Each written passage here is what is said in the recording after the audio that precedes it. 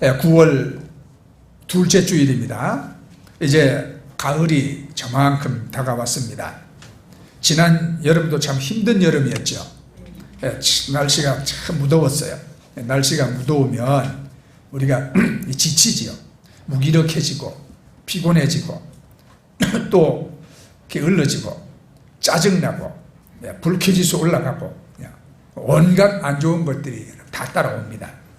그래서 조병화 시인은 가을이라는 시에서 여름을 전투라고 그랬습니다.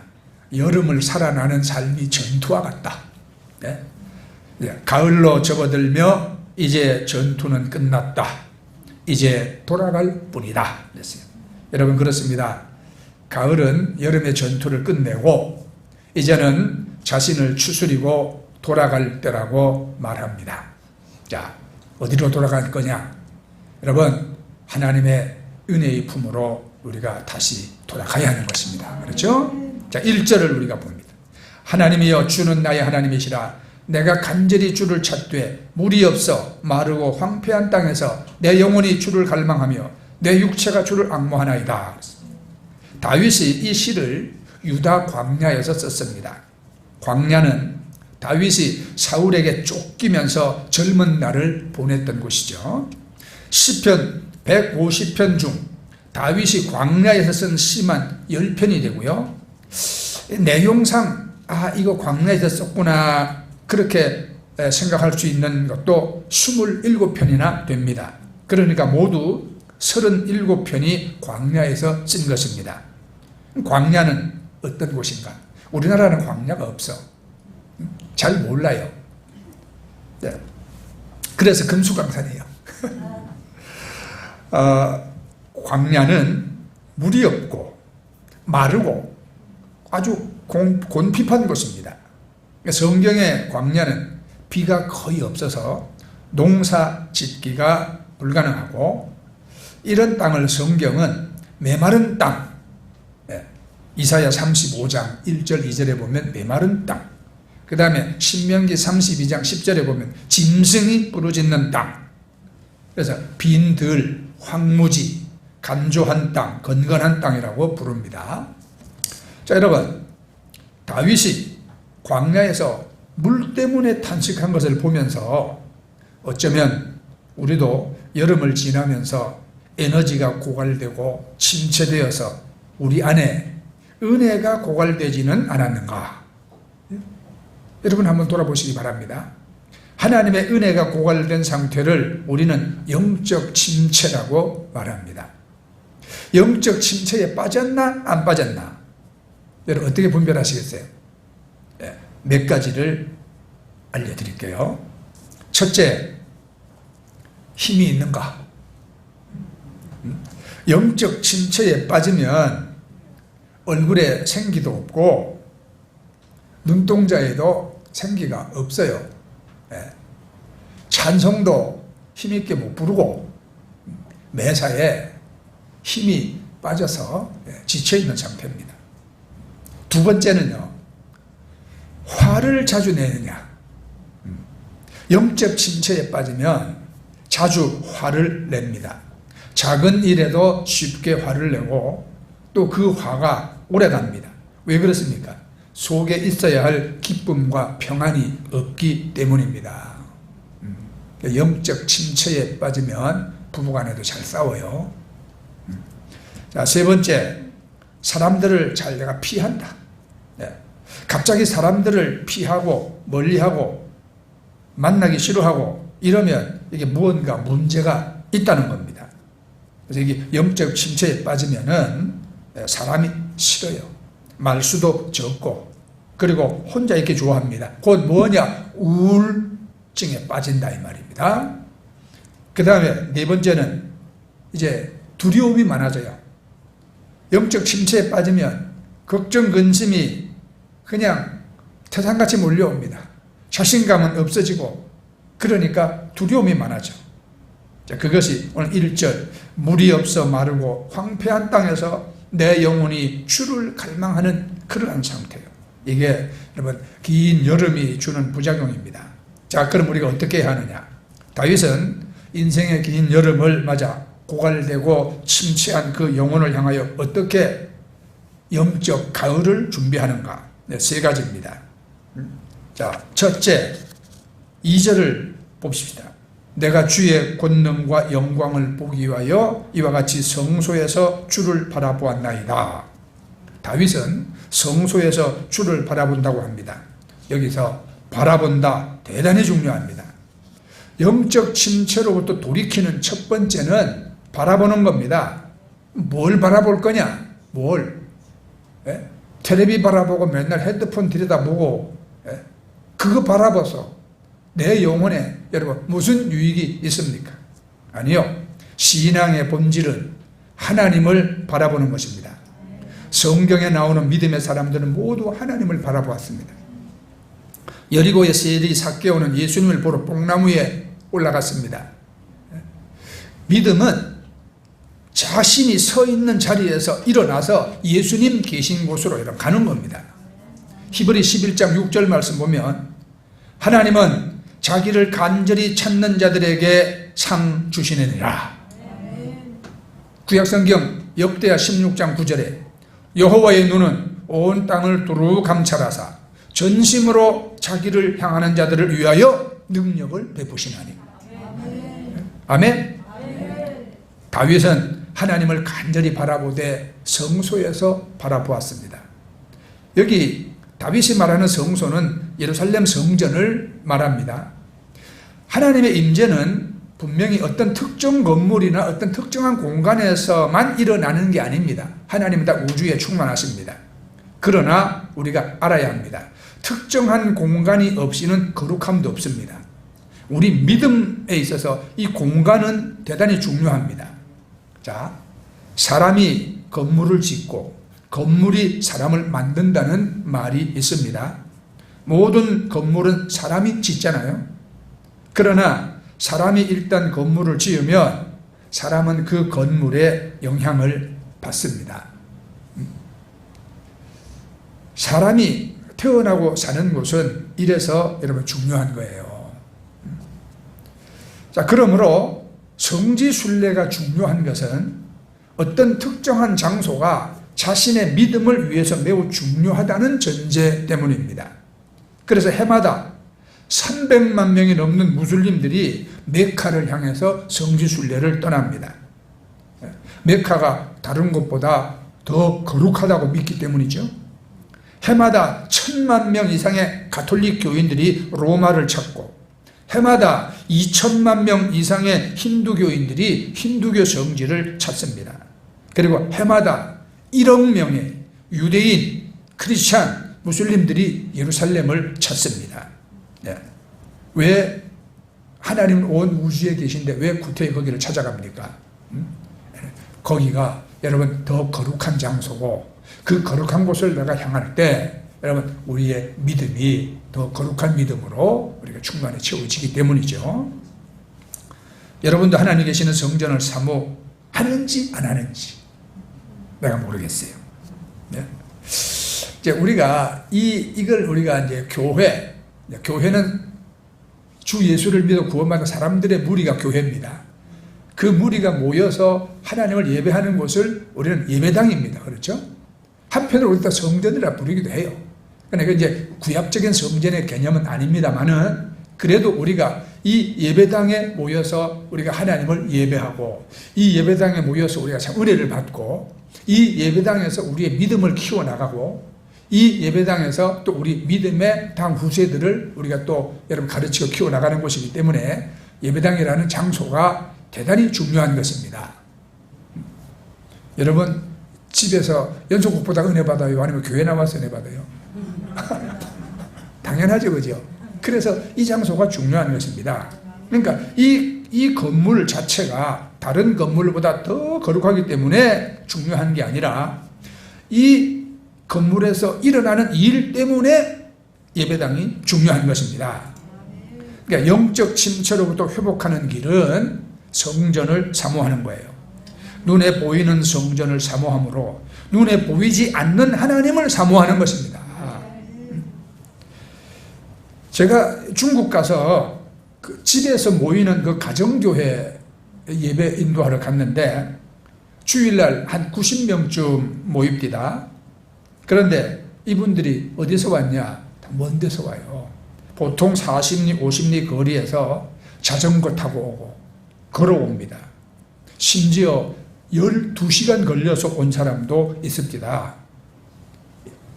내가 갔을 때는 옥수수가 한참 막 익어가는 때라 온 사방이 그냥 만주 벌판에 옥수수 벌판인데 문제는 이들이요 겨울에도 그 추운 겨울에도 눈보라쳐도 그렇게 먼 데서 예배드리러 온다는 사실이에요. 우리처럼 교회로 지은 건물도 아닙니다. 어디 집에서 모이는데요. 집에서. 그래도 그곳이 그들에게는 성전이에요. 그래서 이들이 교회에 도착해가지고 주여 하고 부르면 그냥 눈물이 앞을 가립니다. 여러분 이게 예배입니다. 이게 예배예요. 눈물로 드리는 예배가 있어야 영적인 회복이 일어나지. 예배는 눈에 보이는 건물인 성전을 통하여서 눈에 보이지 않는 하나님께로 우리가 나가는 것입니다. 예배는 하나님을 우리 심령에 모시는 임재의 사건이에요. 그 누구나 예배를 잘 드리면 영적으로 충만합니다. 기도는 우리 내면에 하나님을 모시는 것입니다. 옛날 예루살렘 성전에서는 24시간 올리브 기름으로 등을 밝혔어요. 제사장이 24시간 불이 꺼지지 않도록 불을 살폈습니다. 이 불을 등대라 그랬어요. 오늘날에는 하나님의 성령의 등불이 우리 심령에 타올라야 합니다.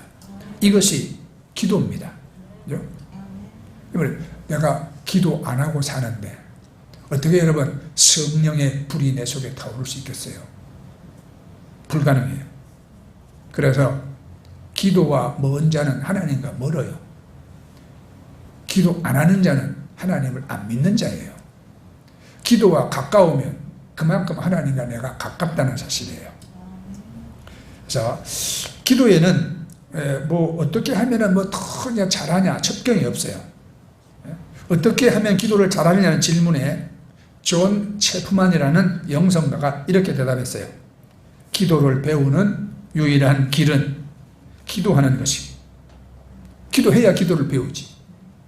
기도를 잘하는 가장 좋은 방법은 기도를 많이 하는 것이다. 그렇죠? 많이 하면 잘하게 돼요.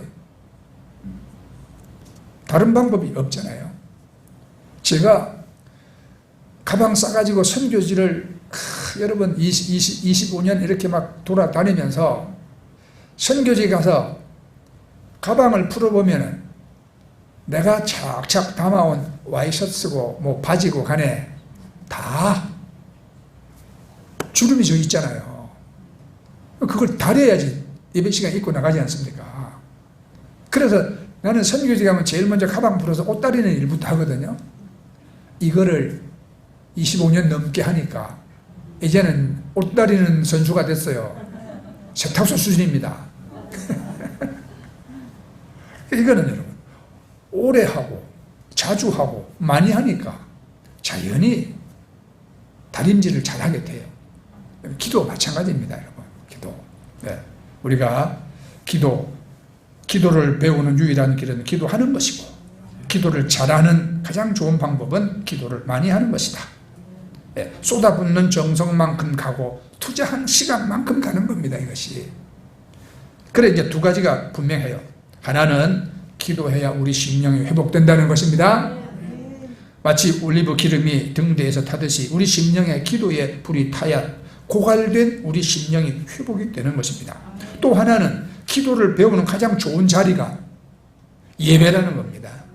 왜 그러냐? 사람들은요 모두가 다 선악과 따먹은 죄인이에요. 자기 마음대로 하고 싶어요. 그래서 기도도 자기가 다 주도하려고 합니다. 사람들은 누구나 다 자기가 원하는 기도를 자기가 하고 싶은 대로 하려고 하거든요. 그런데 예배에서는 그럴 수가 없지 않습니까? 우리가 나라와 민족을 위해서 기도합시다 하면 평소에 그런 제목으로 기도를 하지 아니했어도 그 시간에는 나라와 민족을 위해서 기도합시다 하면 기도하잖아요. 그러니까 예배는 개인의 생각이나 그 사람이 무엇을 선호하는지 그 어떤 감정 고려하지 않습니다. 오직 하나님 입장에서 공동체의 소원을 위해서 우리가 기도하는 겁니다. 그래서 예배를 통해서 자기 생각, 자기 입장, 자기 감정은 사라지고 하나님 앞에서 우리가 겸손해집니다. 그런 순수한 마음으로 3절에 보면 입술로 찬양합니다. 4절에 주를 송축하며 나의 손을 듭니다. 5절에 내 영혼이 골수와 기름진 것을 먹듯이 만족합니다. 그래서 어떻게 됩니까? 예배의 축복입니다. 고갈된 영혼이 회복됩니다. 침체에 빠진 영혼이 새 힘을 얻습니다. 예배를 통해서 실제 그런 일이 일어나는 것입니다. 자, 여러분 가을에는 여러분의 영혼도 회복되기를 저는 간절히 바랍니다. 내 영혼이 골수와 기름진 것을 먹듯이 만족하고 내 영혼이 기쁜 입술로 주를 찬송하기를 원합니다. 여러분 그렇다면 여러분 주를 바라보십시오. 성소에서 예배와 기도를 통해서 주를 바라보시기를 축복합니다. 자, 그럼 영혼의 회복을 위한 두 번째 6절입니다. 내가 나의 침상에서 주를 기억하며 새벽에 주의 말씀을 작은 소리로 읊조릴 때에 했죠. 우리가 우리 영혼을 회복하는 첫 번째 방법이 예배라면 이제 말씀 묵상은 영혼 회복의 두 번째 방법입니다. 여기서 새벽에 주의 말씀을 작은 소리로 읊조릴 때 그랬죠. 읊조린다는 말을 옛날 성경은 묵상한다 그렇게 기록했습니다. 많은 사람들이 묵상을 성경을 읽는 것으로 잘못 알고 있어요. 성경 없이 묵상이 있을 수 없지만 그런데 묵상은 다만 성경을 읽는 것이 아닙니다. 묵상에 대한 가장 좋은 성경적인 표현은 먹는다는 말이에요. 그래서 성경은 읽는 것이 아니라 먹는 것이다. 읽는 것이 우리의 지성과 관련된다면 먹는 것은 우리 삶과 관련이 되는 거예요. 계시록 10장 9절 이하에 보면요, 천사가 사도 요한에게 나타나서 말하죠. 자, 내가 천사에게 나아가 작은 두루마리를 달라 한즉 천사가 이르되 갖다 먹어버려라. 내 배에는 쓰나 내 입에는 꿀같이 달리라 하거늘 내가 천사의 손에서 작은 두루마리를 갖다 먹어버리니 내 입에는 꿀같이 다나 먹은 후에 내 배에서는 쓰게 되더라. 밤모선에서 기도하던 사도 요한에게 어느 날 천사가 나타나서 말했습니다. 먹어라. 이 말씀을 갖다 먹어라. 말씀을 먹으면 배에는 쓰지만 입에는 달다. 이 달고 쓴맛이 함께 있는 것이 하나님 말씀이에요. 하나님 말씀은 우리 입술에 달다. 여러분 경험해 보셨습니까? 참 은혜 받고 성경을 읽는 사람 이거 다 경험해 봐요.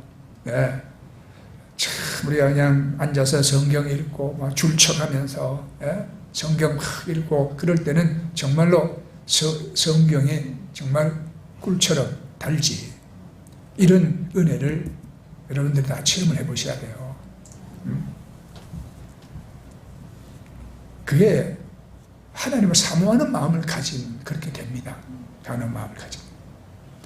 하나님을 거북하게 여기고 하나님을 귀찮게 여기고 하나님께 가까이 하면 내게 복이 아니라 하나님을 가까이 하면 도리어 내 삶에 화가 된다. 이렇게 생각하는 사람들. 그런 사람들이 하나님 말씀에 관심을 가질 기울이 없지 않습니까?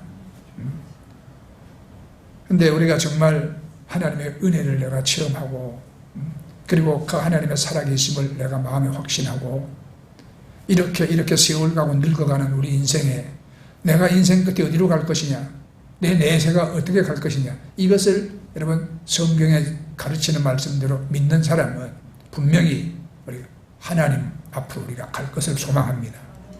그래서 우리가 그 하나님 말씀을 우리가 여러분 읽고 내가 마음에 묵상한다는 것은 여러분 이게 괴로운 일이 아니에요. 이게 즐거운 일이 되고 이 말씀이 정말 내 입에 여러분 달게 느껴지는 거거든요. 그래서 우리 영혼이 행복합니다. 그런데 배에는 쓰다. 무슨 말이냐? 써야 약이 된다 그러잖아요. 써야 약이 돼. 배에 쓰기 때문에 이건 뭐냐? 우리가 치료가 된다 이 말이에요. 치료가 돼. 그건 우리를 변화시킨단 말입니다. 우리를 고치고 변화시키고 새롭게 한다. 구약의 예레미야나 에스겔도 말씀을 먹었습니다. 그래서 성경은 읽는 것이 아니라 먹는 것이에요. 우리 그리스도인은 성경을 먹고 삽니다. 음식이 우리 몸에 영양분을 주듯이 성경은 우리 영혼에 우리가 영적 자양분을 주는 것입니다. 근데 두 가지가 있어요. 성경을 공부하는 사람이 있고 말씀을 흡수하는 사람이 있습니다. 공부하는 사람은 성경을 사용하는 사람이에요. 흡수하는 사람은 성경을 수용하는 사람입니다. 그래서 성경은 사용하지 말고 수용해야 된다. 말씀을 먹기 위한 4가지 과정이 있습니다. 첫째는 읽기. 여러 번 읽는 것입니다. 그 말씀의 객관적인 사실을 이해하기 위해서 여러 번 읽는 것입니다. 그래서 재미없어도 읽고 지루해도 읽고 이런 걸 우리가 습관적으로 우리가 읽어야 합니다. 재밌는 것만 찾아서 읽으려고 그러면은요 하나님과 반대의 길로 갑니다. 그렇죠? 이 세상에 우리의 여러분 재미를 자극하는 것이 얼마나 많이 있습니까? 읽어야 돼. 그 다음에 기도가 해야 돼. 말씀을 우리가 딱 보았다면은 여러분 우리 기도가 나와야 돼요. 가령 내 이웃을 내 몸과 같이 사랑하라. 원수를 용서하고 사랑하라. 이런 말씀을 내가 읽었다. 그러면 오늘 읽었다로 끝나고 덮어버리면 소용이 없지요. 거기에서 내가 내 영혼에 기도해야 된다는 도전이 와야 되는 거야. 하나님 그렇습니다. 내가 이웃을 참 사랑하지 못하고 사는 것 같습니다. 아니면 하나님 저 원수를 내가 어떻게 사랑하나요? 나는 불가능합니다. 사랑할 수 있는 힘을 내게 주십시오. 이런 기도도 나와야 되지 않습니까? 그렇죠? 그래서 그 기도가 나와야 진짜 말씀이요. 우리 속에 들어온 말씀은 기도가 되어서 하나님께 올라갑니다. 그럼 네 번째는 그 말씀이 내 삶이 되도록 실천하는 겁니다. 실천하는 것. 예수님이 말씀 쭉 하신 다음에 너희도 이와 같이 하라 그렇게 했잖아요. 하라. 실천이 있어야 됩니다. 그러니까 그 말씀을 내 삶의 한복판으로 가져오는 것이에요. 내 삶의 현장에서 그 말씀을 우리가 실천하는 거죠. 자, 영적 회복엔 시간이 걸리고 대가를 우리가 지불해야 합니다. 6절을 보세요. 하나님 말씀을 침상에서 읽고 새벽에 읽으면 시간이 지나면서 내 영혼이 회복된다는 것입니다. 그러니까 침상은 공간의 한 예고 새벽은 시간의 한 예를 말한 것이죠. 그러니까 이 말은 언제 어디서나 이런 말이에요. 근데 가끔 새벽에 나와서 한 30분 기도하고 왜 응답이 없냐 이렇게 묻는 사람도 있습니다. 그런데 이걸 알아야 돼요. 기도는 내가 하나님께 드리는 30분이 아니라 하나님이 나와 함께 계시는 24시간이다. 우리는 30분 기도하지만 하나님은 24시간 우리와 함께 계신다. 우리가 30분 기도하면서 하나님을 찾은 것이 기도가 아니라 하나님이 24시간 나를 찾으신 것이 기도다 그랬어요. 그래서 여러분 기도의 문제는 내가 기도할 때 하나님이 없는 것이 아니라 24시간 하나님이 나를 찾으실 때 내가 없는 게 문제예요. 하나님의 부재가 문제가 아니라 나의 부재가 문제라 이 말입니다. 그래서 우리가 마음을 깨뜨리고 영혼이 깨어 있으면 우리가 24시간 기도할 수 있습니다. 이것이 묵상입니다. 묵상은 소리로 드리는 기도가 아니라 태도로 드리는 삶이에요. 말씀 속에서 하나님을 기억하고 그 하나님을 주목하면 언제나 기도가 가능합니다. 이것이 이제 묵상 기도죠. 자, 마지막 영적 회복을 위한 세 번째 7절입니다. 주는 나의 도움이 되셨습니다. 내가 주의 날개 그늘에서 즐겁게 부르리이다.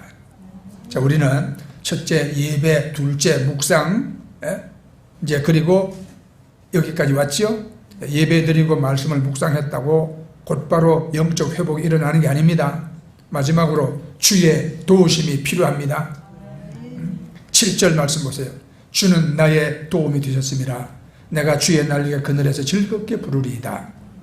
여기서 도움이라는 말과 그늘이라는 말이 나오잖아요. 네. 우리가 지난 뜨거운 여름에 그늘만 찾아 애썼잖아요. 그죠? 네. 그늘. 내가 강아지를 데리고 나가보니 강아지도 그늘을 찾습니다. 어디 그늘진 곳으로만 이렇게. 그래요. 그늘이란 말은 일을 그치고 쉬는 곳이고 다음 일을 위해서 우리가 또 기다리는 곳이 그 그늘입니다. 하나님이 이 뙤약볕이 내려 쪼이는 여러분 힘든 고난이 가득한 세상 가운데서 하나님이 우리를 다 불러 모으신다. 주의 날개 그늘 아래, 이 시원한 그늘에 너희가 쉬어라. 너희 영혼이 힘을 얻고 육체도 힘을 얻어라. 우리가 주를 바라보고 주의 품 안으로 찾아 들어가야 되는 이유가 거기 있는 것이거든요. 오스 힐먼이라는 사람이 있습니다.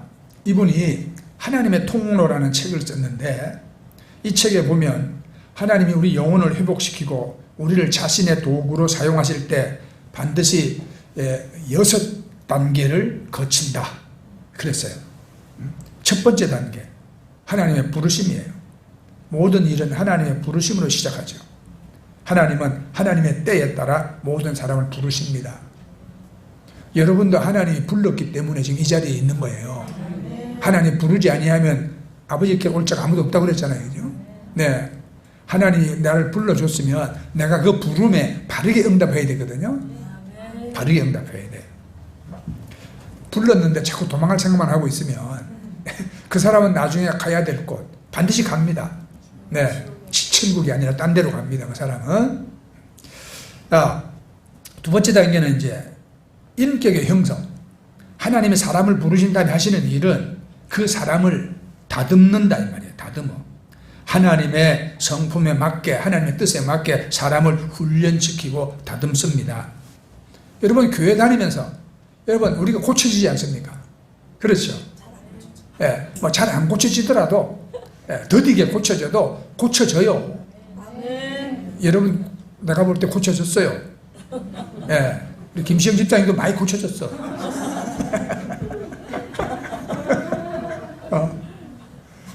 얼마나 빨리 고쳐지냐? 그거는 뭐 사람의 바람이지. 예? 하루아침에 헷가닥하면 좋겠지만 하루아침에 성자가 될 수는 없습니다. 제 자신부터도 그렇습니다. 네. 우리는 천국 갈 때까지 고쳐지고 다듬어져 가는 과정이거든요. 네. 그래서 하나님은 하나님을 뜻에 맞게 사람을 다듬고 훈련시킨다. 세 번째 단계가 고립이에요. 하나님이 사람을 더 들어 쓰려면 이제 또 좀 더 어려운 과정을 거치게 합니다. 그게 뭐냐면 고립. 이 고립이라는 과정은 하나님 앞에 자기 자신을 복종시키는 그 하나님의 방법입니다. 여러분 예수 잘 믿으면은 세상 친구가 많아져요? 없어져요? 세상에서 같이 여러분 먹고 마시고 놀던 친구들 하나 둘 다 떨어집니다. 연락도 잘 안 오고 이건 누구나 다 겪는 일이에요. 그래서 그 고립은 하나님만 의지하게 하는 시간이거든요. 하나님은 엘리야를 3년 6개월 동안 그릿 시내가에 고립시켰고 모세를 40년 동안 호렙산 밑에 고립시켰습니다. 다윗을 20년 동안 동굴에 고립시켰어요. 바울은 아라비아 사막에 3년을 고립시켰고 심지어 예수님도 40일간 광야에 고립시켰습니다. 이 성경의 사람들만 그런 게 아니에요. 철로 역정을 쓴 존 번연을 12년 감옥에 고립시켜서 철로 역정을 쓰게 하시고, 또 위대한 중국 선교사 그 워치만 리를 결핵이라는 병을 걸리게 해서 고립시켜, 그래서 뛰어난 복음적 사상가로 만들으시고, 저 남아공화국 넬슨 만델라는 27년간 감옥에 고립을 시켜서 노벨상도 받게 하셨어요. 시편 31편 20절에 이런 말씀이 있어요. 주께서 그들을 주의 은밀한 곳에 숨기사 사람의 꾀에서 벗어나게 하시고 비밀이 장막에 감추사 말다투면서 면하게 하시리이다. 네, 하나님은 그렇게 하나님 쓰시려고 하는 사람을 다 주의 은밀한 곳에 다 숨깁니다. 네, 사람의 꾀도 다 버리게 해요. 네, 그냥 쓸데없는 말다툼이고 다 얘는 벗어나게 합니다. 그런 과정을 거치게 해요. 네 번째 단계가 이제 깨어짐입니다. 고립의 과정을 통해서 하나님은 각각 자기의 자아를 버리고 예수님을 따르도록 사람을 깨뜨립니다. 네. 자기 고집도 깨지고 자기 주장도 깨지고 그 깨지는 것은 사람마다 다릅니다만은 스펄전 목사는 하나님의 사람을 깨뜨릴 때 되게 네 가지를 깨뜨린다 그랬거든요. 첫째는요, 돈 욕심, 두 번째는 게으름, 세 번째는 인간의 정욕, 네 번째는 마지막 자기 자아, 자기 중심적인 교만이 깨져야 된다. 그러니까 우리도 이렇게 여러분 다 깨뜨려져가는 과정에 있는 겁니다. 깨뜨려져가는 과정에 있어요. 오늘 설교 말씀이 좀 딱딱하고 재미가 없죠? 좋아요. 그래요. 그러나 우리가 이러한 성경 말씀과 교훈 속에서 우리가 하나님의 뜻을 발견하고 우리가 그런 것을 아까 말씀드렸듯이 내가 수용을 해나갈 때, 이 말씀을 먹을 때 우리는 여러분 인격이 형성되고 그 다음에 하나님의 쓰시기에 합당하도록 다듬어지고, 그리고 우리가 내 자아가 깨지는 겁니다. 이런 것들을 다 꺾은 다음에 다섯째 단계가 하나님이 사용하시고, 여섯째 단계가 보호하는 것이에요. 보호하시는 거예요. 하나님이 이렇게 오랜 세월 동안 하나님의 섭리 가운데 다스리고 키우는 사람을 하나님이 여러분 보호하지 않겠습니까? 하나님 보호하시는 거예요. 여러분, 공군에 전투기 한 대가 귀합니까? 전투기를 모으는 여러분 그 조종사가 더 귀합니까? 조종사가 더 귀해요.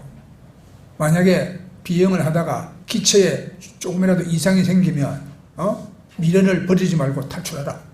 그래요. 비행기는 돈으로 또 사고 만들면 되는 것이지만 이 유능한 조종사 한 사람을 양성하기 위해서는 오랜 세월 동안 국가에서 돈을 들여서 가르치고 훈련시키는 것이거든요. 마찬가지입니다. 우리가 하나님의 안에서 부름받았잖아요. 우리가 하나님 은혜 가운데 성령의 다스리는 가운데 우리가 여러분 다 배우고 우리가 훈련되어지고 깨뜨려지고 변화되고 하나님 쓰시기에 합당한 사람이 됐다. 하나님이 그 사람을 왜 보호하지 아니하시겠어요? 그렇죠? 하나님의 선하신 손에 붙잡혀서 여러분 고립되고 그 깨어지는 과정을 잘 견뎌서 정금같이 되면 그때 하나님은 우리를 사용하실 뿐만 아니라 보호하신다는 말이거든요. 또 오늘 말씀 7절에서 11절까지 그 과정을 간단하게 압축하고 있습니다. 우리 영혼이 회복되고 새 힘을 얻지 못하게 하는 여러 종류의 시련을 잘 견뎌내면 7절 하나님이 우리를 도우시고 그늘에 보호하시고 8절 주의 오른손으로 붙잡아 주신다. 8절에서 우리가 주의 오른손을 붙잡는 게 아니라 주의 오른손이 나를 붙잡아 주십니다. 이거 중요한 거예요, 여러분. 우리가 담대하게 힘차게 살아갈 수 있는 것은 항상 변함없이 우리 손을 붙잡아 주시는 하나님의 오른손이 있기 때문인 것입니다. 8절에 주의 오른손이 나를 붙드시거니와. 지금도 주님은 여러분의 손을 딱 붙잡고 계십니다. 아멘. 자, 마칩니다. 긴 여름으로 피곤해진 여러분의 영혼이 회복되기 위해서 예배를 통해서 손잡아 주시고 말씀 묵상을 통하여 손잡아 주시고 가끔 고립과 깨어짐으로 고난을 겪을 때에도 변함없이 손잡아 주시는 그 주님이 저와 여러분과 함께 하십니다. 아멘. 네. 자, 이번 가을은 여러분에게 영혼의 충만한 회복이 있기를 축복합니다. 아멘. 자, 우리 찬송 드리고 기도하겠습니다. 자, 목마른 사슴 시냇물을 사모하듯이